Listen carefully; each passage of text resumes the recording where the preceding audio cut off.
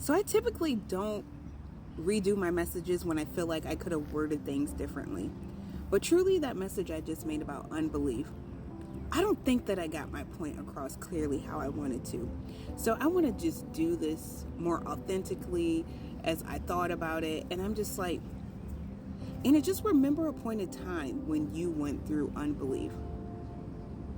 It was hard for God to work in that place with me because I didn't believe that this could happen, or God could do this, or that my life can be transformed, that I can have a transformation of the mind, that I could have light in that darkness, that I could be filled with joy in that depression. Like when I was coming from a place of unbelief, it was hard for God to work in those places for me.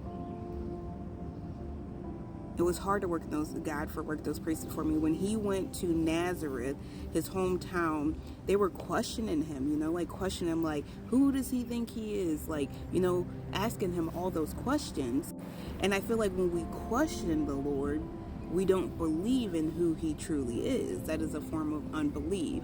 And so when I stopped questioning him and I just truly started to believe in him, and I started declaring and proclaiming truth, the truth that I know from him, he started to work in me in a certain way. He started to make miracles happen. Like I started to see peace. I started to see joy. I started to see purpose. I started to feel in a way that I couldn't understand.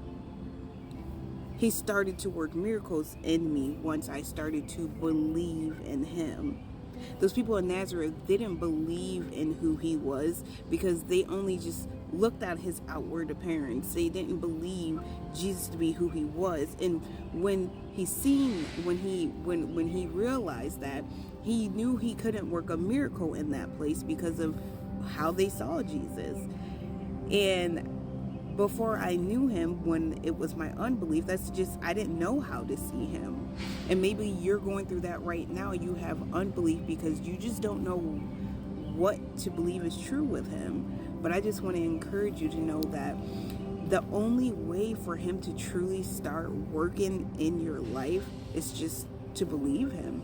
Just simply believe him. Believe in who you are with him. Because it is hard to work a miracle in unbelief. But this is where I wanted to point it out. It's not impossible. It's not impossible. That's what's important, because we all have experienced unbelief, because that's what we're living in. We're unbelievers before we become believers.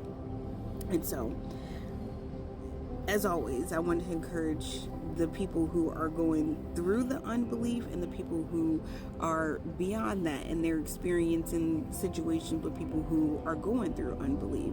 I pray that God could reveal things to us in any of those circumstances. I pray that for those who are going through unbelief, that the Lord reveals himself in a mighty way, that you could start believing in him, and accepting his truth, so that way you can start to see these miracles unfold, of you actually having joy, of you actually having self-control, of you actually having true peace. Like, those are what miracles are, because we don't have those things until we have the Lord. But first we have to believe.